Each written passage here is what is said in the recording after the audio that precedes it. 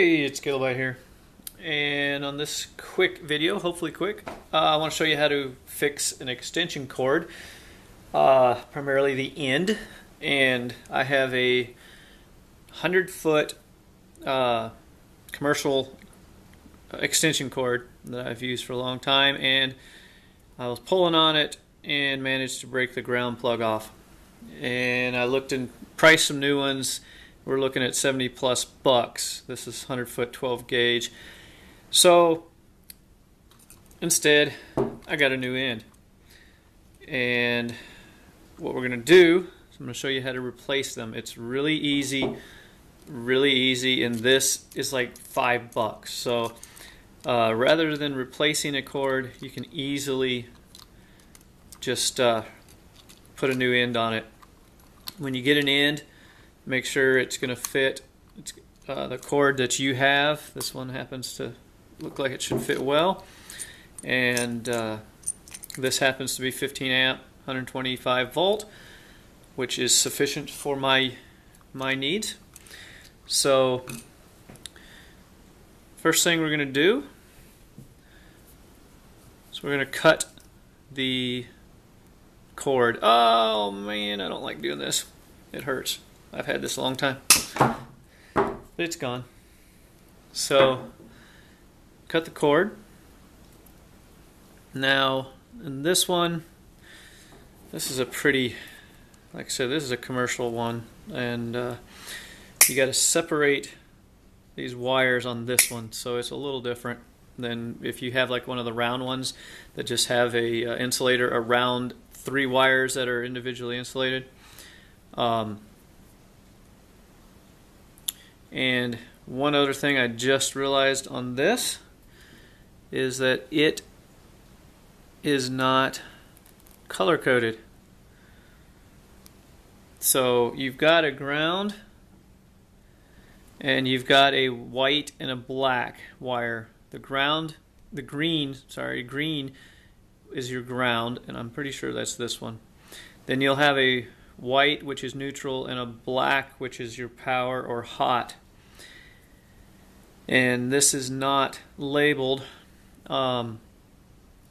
so I'm going to have to figure out which is which.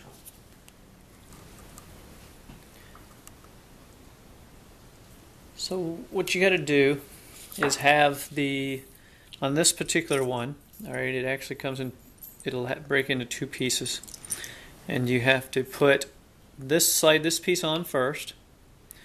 Make sure you get it your direction that you want it to go.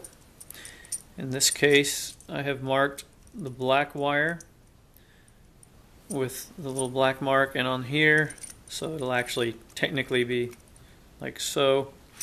And the screws need to line up.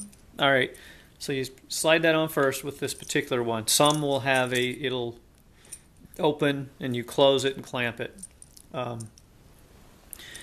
What I've done is I've split this wire back far enough where I can take, and I have just enough where I'll be able to put these in to each of the screw slots, and it'll be still tight, and that way when I bring the back piece up, it'll have solid wire to clamp onto. So step 2 here is you have to strip off some of this insulation. If you've got a tool, find the gauge that you need, and you can start stripping it off. Now I will say make sure you don't overstrip. Don't strip back more than you need. And one way to do that is to kind of set it here, and I hope this is showing up on the camera. So I want just about that much. We'll start here, and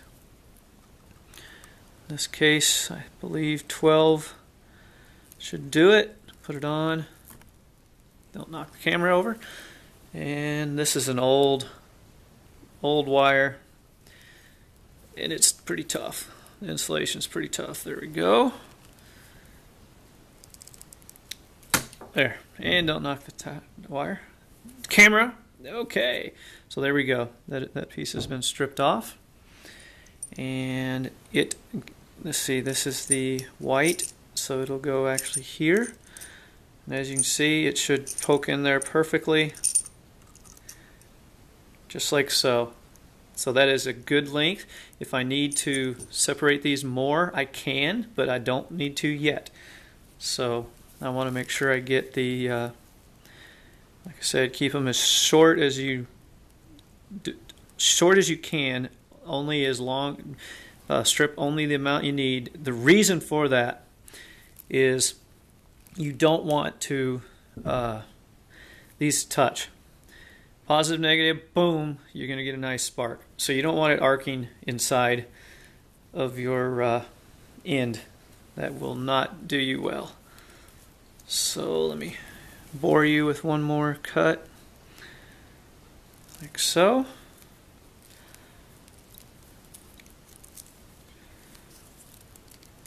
Try not to hit the camera. There we go. Awesome. So there it is. Now, again, you line up. You can do these in the order that you want, but these will, try to keep it in camera, sorry. That one will go right in here. Then you will attach that one, and then finally this one. And all you got to do, take Mr. Screwdriver here, hold it in, hold it to where it needs to be, and then tighten the screw. It's that easy. You do it for all three of them. I will not bore you with that part. And here is how it looks now that it's in. Screws are tight.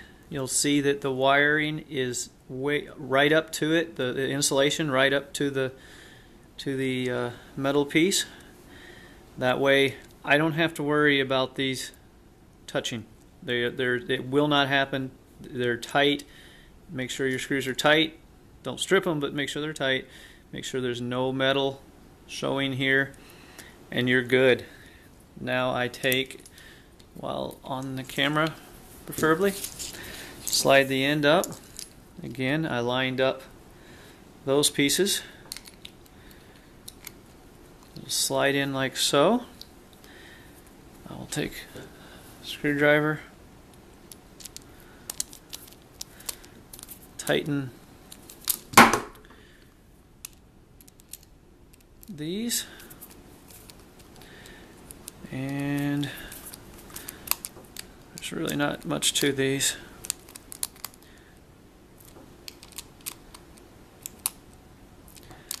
Like I said, this is a pretty cheap one. I think it was less than $5.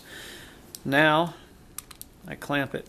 I tighten these. That's going to hold the cable so that if I yank the cable, like I shouldn't do, which is what got me in trouble in the first place, this will hopefully be enough to keep it from pulling the wiring out.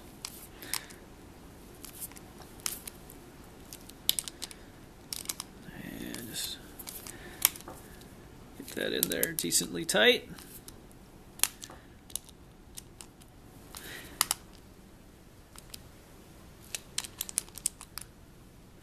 There it is. New cable, new extension cord end. I just saved myself about $70, and that's all there is to it.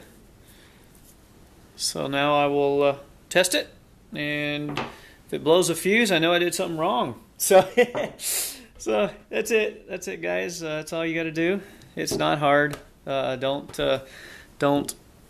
if you cut your cable, and it's still long enough to use, just put a new $5 end on. There's nothing to it. If you found it helpful, please like, subscribe, comment, and stay safe.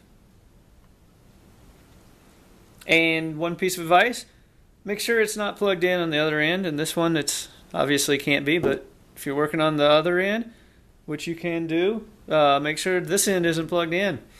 Yeah. All right, guys. Take it easy.